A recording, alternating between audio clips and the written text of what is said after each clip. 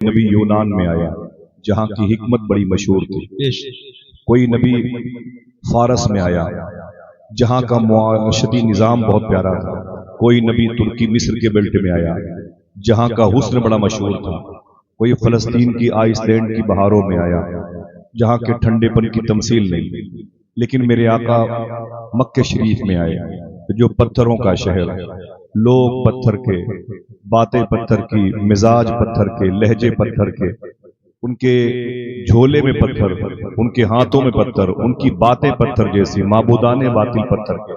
میرا امام کہتا ہے سب چمک والے اجلوں میں چمکا کیے، اندھے شیشوں میں چمکا ہمارا نبی۔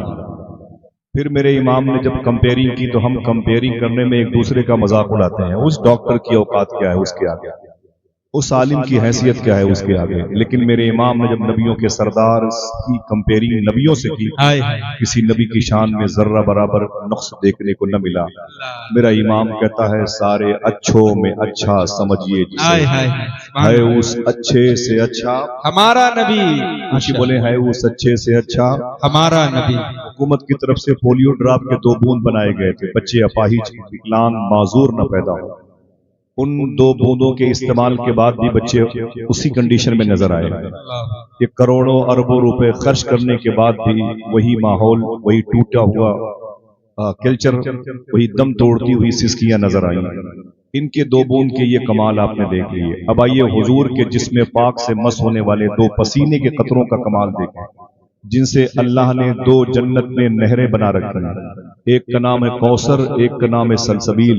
میرا امام کہتا ہے جس کی 2 بوند ہیں کوثر و سلسبیل، ہے وہ رحمت کا دریا ہمارا نبی، ماشاءاللہ، جس کی 2 بوند کا یہ عالم ہے، اس کے پورے وجود نور کا عالم کیا ہوگا۔ حضور کی صفات بیان کی اور سب سے آخر میں کہتے ہیں کہ ہم گنہگار ہیں، یہ ان کی انکساری ہے اور ان کی یہ ترابی صفت ہے جو اپنے آپ کو، میرے امام نے کہا میں گنہگار ہوں، میرا دل بڑا ٹوٹا ہوا ہے، میں اسی اشعار کی نشانی ہوں، تو حضور میرے کس کام کے، تو تسلی دیتے ہیں غم زدوں کو رضا مزدہ دیجیے کہ ہے۔ حضور کے اندر ایک کوالٹی یہ بھی ہے کہ بے کسوں کا سہارا ہمارا نبی، سبحان اللہ۔ بہت بہت آپ سب کو مبارک ہو۔ یہ رہپورہ غنیمت کی زمین ہے، قریب میں بہڑی، اور اس کے دائیں طرف میری نظر میں بریلی شریف کا وہ مرکزی عرض مبارکہ ہے، جزیر نور ہے، جہاں پر اعلیٰ حضرت فاضل بریلوی سرکار مفتی اعظم، سرکار مفسر اعظم حضور تاج الشریعہ، قریب میں سرکار شانیاس کی چوکھٹ مبارکہ، قریب میں حضور تحسین ملت صدر العلماء اور حضرت خواجہ قطب بریلی جیسی عظیم الشان دہلیز مبارکہ ہے۔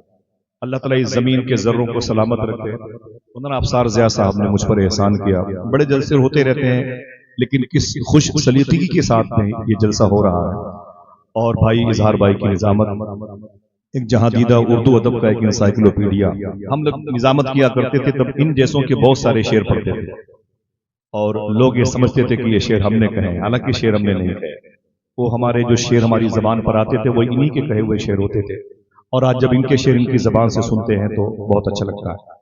بھائی عمران برکاتی صاحب، سبحان اللہ، کیا سلیقہ پایا نعت پڑھنے کا، اور اسی جہاں پر آپ کو انہوں نے چھوڑا تھا وہیں سے آپ کو لے کے آگے بڑھے تھے۔ بھائی اقبال عظیم صاحب، یہ بریلی شریف اور بنارس کی 2 سنگمی آوازیں اس وقت آپ حضرات کے دلوں میں حضور کی بارگاہ میں حاضری کا جذبہ پیدا کر رہی ہیں۔ ممبر شریف کے علماء کرام کی قدم بوسی میں کر سکتا ہوں، مجھے فخر ہے۔ میں نائبین رسول کا، بالخصوص طلباء کرام کا بڑا احترام کرتا ہوں، اور جو باتیں میرے بارے میں کہی گئی، حقیقت میں حضور غوث پاک کی بارگاہ میں حاضری ہوتی ہے، کرم ہے، لیکن حضور صوفی صاحب قبلہ نے ارشاد فرمایا، نام نہیں لوں گا، آپ اشارہ سمجھیں، صوفی صاحب قبلہ فرماتے ہیں کہ حضور غوث پاک کی بارگاہ میں بار بار جایا کرو تو کبھی کبھی یہ سوچا کرو کہ یا شیخ ہم سے اچھے ہیں وہ لوگ جو آپ کے دربار میں نہیں آنے پائے۔ میں نے پوچھا کیوں؟ تو کہتے ہیں کہا کرو کہ ہم سے اچھے ہیں وہ لوگ جو یہاں نہیں آئے ہیں، کم سے کم بے ادبی سے تو بچ گئے۔ ایک اور جملہ سن لیں، آپ ارشاد فرماتے ہیں تکبر نہ کرنا کہ تم غوث پاک کی بارگاہ میں پہنچ جاتے ہو، سال میں 5 5 6 6 7 مرتبہ جاتے ہو، بولے تکبر مت کرنا کہ تم غوث پاک کی بارگاہ میں پہنچ جاتے ہو، یہ بھی سوچے نا کبھی کبھی غوث پاک نے جو دیا ہے اسے چھیننے کے لیے بلا دیا۔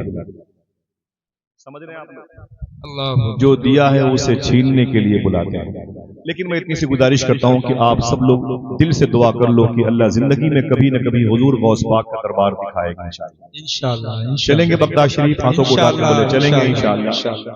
وہ اس لیے بات میں نے کہی کہ حضور غوث اعظم نے اپنے مرید خواجہ ابو طلحہ بغدادی سے فرمایا تھا، جو کوئی میری بارگاہ میں آنے کی نیت کر لیتا ہے آخری سانس تک وہ کہیں بھی ہو مہمان میرا ہی رہتا ہے۔ ہائے ہائے ہائے، سبحان اللہ سبحان اللہ۔ اب ایک اور خوشخبری آپ کو دے دیں، آپ نے اپنے خلیفہ کے خلیفہ شیخ صوفی اسد اللہ شاہ سے فرمایا تھا، سبحان اللہ۔ ایسا نہیں ہے کہ لوگ مجھ سے ملنے کے لیے تڑپتے ہیں۔ دیکھنا مجھے کتنے لوگ یہاں جلسہ سننے آئے ہیں، کیا بات، کتنی ذہنیت آپ کی پاک ہے، مجھے سمجھ میں آئے گا اس قسم کے جملے سے۔ کیا بات، حضور غوث پاک فرماتے ہیں ایسا نہیں ہے کہ لوگ مجھ سے ملنے کے لیے تڑپتے ہیں، میں بھی اپنے غلاموں سے ملنے کے لیے تڑپتا ہائے ہوں۔ ہائے ہائے، سبحان اللہ سبحان اللہ سبحان اللہ۔ کیا کہنے، ماشاءاللہ۔ چلیں گے نہیں انشاءاللہ؟ انشاءاللہ۔ ہم افسار رضا بھائی آپ اور آپ کے ویس بھائی وغیرہ کہاں ہیں، سب بہت زیادہ عمر نہیں بچوں کی، لیکن ایک گزارش کرتا ہوں آپ سے، ایک ماں بہنوں سے، جب بھی حضور کی مجلس میں آیا کریں باوضو آیا کریں سبحان اللہ سبحان انشاءاللہ۔ بولے اللہ۔ بے وضو حضور کا ذکر دلوں کو تقویت نہیں دیتا، دلوں کو روحانیت سے دور کرتا ہے۔ حضور کی باتیں، حضور کی نعتیں ہمیشہ باوضو ہی سننی چاہیے۔ سبحان اللہ۔ دوسری بات، جب آپ کے یہاں مجلس ہو تو کم سے کم ماں بہنوں کے لیے بھی ایک مبارک انتظام کیا کریں، سبحان اللہ وہ ہم سے اور آپ سے زیادہ حضور سے محبت کرتے ہیں، سبحان اللہ۔ کیونکہ وہ جانتی ہیں کہ حضور کے آنے سے ان کی جان بھی بچی ہے اور ان کا ایمان بھی بچا ہے۔ بے شک بے شک، سبحان اللہ۔ آپ انہیں نالیوں پہ چھوڑ دیتے ہیں، وہ ادھر ادھر، یہ میرے مزاج میں نہیں ہے۔ حضور کی محفل کو سجایا کرو انشاءاللہ۔ انشاءاللہ۔ کوئی آپ سے پوچھے کہ اظہار بھائی کو شاہجہاں پور سے اور عمران بھائی کو اور اقبال عظیم صاحب کو اتنی مبارک جماعت کو 100 200 روپے یہ پٹرول میں خرچ کر کے بائک سے آتے ہیں، زینت جشن ہوتے ہیں، نہ کوئی کھانے کے لیے پوچھتا ہے، نہ کوئی بات بھی ان سے مسافہ کرتا ہے قاعدے سے، یہ کیوں آتے ہیں، کیوں اتنے پیسے خرچ کرتے ہیں، کیا ملتا ہے آپ کو؟ پیسے ہیں تو آپ اپنے گاؤں کی فلاح و بہبود کے لیے، بچوں کی نشو و نما کے لیے، اسکول اوپن ہو رہے ہیں، بستے، پینسل، قلم، کاغذ ان میں خرچ کریں، آپ یہ سب کیوں خرچ کرتے ہیں؟ آئیے میں آپ کو ایک جواب دیتا ہوں تاکہ آپ چائے خانے پر ہونے والے سوال کا جواب دے سکیں۔ توجہ سنیے گا، کوئی ہنگامہ نہ کیجیے گا، ٹھیک ہے؟ ایک دم خاموشی سے بیٹھی سنیے۔ اس کا جو ایکو ہے بھائی جان بند رکھیے گا، ایکو اس کا بالکل بند کر دیجیے گا، آواز تھوڑی سی بڑھا دیجیے گا، آواز تھوڑی سی بڑھا دیجیے گا، بہت اچھا بھائی۔ اور بقیہ میں بتا دوں بھائی، میری اپنی آواز کچھ متاثر ہے، ہلکا سا، اللہ کا لاکھ لاکھ شکر احسان ہے، تھوڑا سا فیور ہے کل سے، اس لیے میری اپنی آواز کچھ متاثر ہے۔ آپ کا مائک بہت اچھا ہے، باہر کی آوازیں بند کر دیں، ہو سکتا ہے کسی غریب ماں کی گود میں کوئی بچہ سونا چاہتا ہو اور ہماری آہنگ سے، ہماری آواز سے وہ بچہ ماں کی گود سے گر جائے، یہ اصول کے خلاف ہو جائے گا۔ حضور غوث پاک کے شہزادے سے یہ شباہت میاں فرماتے ہیں کہ سرکار صدیق اکبر رضی اللہ تعالیٰ عنہ راتوں کو مدینہ شریف میں ننگے پاؤں چلا کرتے تھے۔ ان سے عمر فاروق اعظم نے پوچھا تھا کہ میرے بھائی آپ راتوں کو مدینہ شریف میں ننگے پاؤں کیوں چلتے ہیں؟ تو آپ نے فرمایا تھا مجھے ڈر لگتا ہے کہ میرے چپل کی کھٹ کھٹ کی آواز سے کسی غریب کی نیند میں خلل نہ پیدا ہو جائے۔ کہیے آپ کو کس نے سکھا دیا؟ کہا یہی مجھے مدینے والے آقا نے بتایا۔ حساسیت پیدا کریں، بے ضمیری ایمان کی اپوزٹ ہے، اپنا ضمیر زندہ کریں، اپنے اندر ایک حس پیدا کریں، ٹھیک ہے؟ اس ٹاپک پر بات کبھی کروں گا، اور آج آپ کو بہت دیر لگے گی حضور کی میلاد سننے میں، لیکن میلاد پڑھ کے جاؤں گا انشاءاللہ۔ بس آپ بیٹھے رہیے گا انشاءاللہ، آپ کو ایک ایک لمحے میں احساس ہوگا کہ آپ حضور کے دور حیات میں آ گئے۔ ٹھیک ہے، میں نے سلام کر لیا یا نہیں کیا؟ پھر سے کرتا ہوں، السلام علیکم ورحمۃ اللہ وبرکاتہ۔ اب آئیے درود شریف پڑھتے ہیں، لیکن یہ بات میں اکثر کہتا ہوں، پروفیسر واصف علی واصف سے پوچھا گیا درود پڑھنے کی شرط کیا ہے؟ درود پڑھنے کی شرط کیا ہے؟ تو واصف علی واصف کہتے ہیں درود پڑھنے کی ایک شرط ہے۔ کتنی؟ زور سے بولے۔ درود پڑھنے کی ایک شرط ہے۔ بولے وہ کیا؟ دیکھنا کتنے چہرے زیرک اور دانا ہیں، پڑھے لکھے ہیں۔ واصف علی واصف کہتے ہیں درود پڑھنے کی ایک شرط ہے، وہ یہ کہ درود پڑھنے والا اور جس نبی پر درود پڑھا جائے دونوں کا زمانہ ایک ہونا چاہیے۔ آپ سنیے گا، بعد میں انہی باتوں کو سنیے گا، محسوس کیجئے گا۔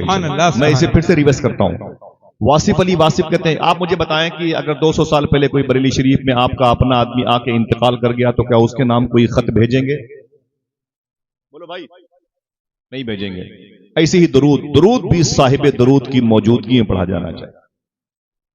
وہ کہتے ہیں درود پڑھنے کی ایک شرط ہے۔ بولے وہ کیا؟ بولے درود پڑھنے والا اور جس نبی پر درود پڑھا جائے دونوں کا زمانہ ایک ہونا چاہیے، تب درود پڑھنا چاہیے۔ تو اس نے کہا اس کا مطلب ہم درود نہ پڑھیں؟ کہا کیوں؟ تو اس نے کہا کہ واصف علی واصف صاحب حضور 1400 سال پہلے مکہ شریف میں آئے، مدینے پاک میں آرام کر رہے ہیں، میں غیر منقسم ہندوستان میں پیدا ہوا ہوں، میں نے حضور کا زمانہ نہیں پایا، تو ہم درود نہ پڑھیں؟ واصف علی واصف کہتے ہیں یہ سچ ہے، تو حضور کے زمانے میں نہیں تھا، لیکن یہ بھی حقیقت ہے حضور تو تیرے زمانے میں ہیں، حضور تو تیرے زمانے۔ بولے حضور کا زمانہ یہ بھی ہے؟ بولے ہاں۔ بولے ثبوت کیا ہے؟ بولے ثبوت یہ کہ بغیر کسی پلر کے اللہ نے آسمان کو روک رکھا ہے، اس کا مطلب کوئی ہے جس کی وجہ سے روک رکھا ہے۔ زمین کا بیلنس قائم ہے، وقت پر چاند نکلتا ڈوبتا، سورج نکلتا غروب ہوتا، یہ صحیح ٹائمنگ سے نظام کائنات جو آپ دیکھ رہے ہیں نا مسکراہٹ موجود ہے، اس کا بیس مدینے والے آقا حضور ہی کائنات کی جان ہے، بقول فاضل بریلوی جان ہے تو جہان، ورنہ ہٹ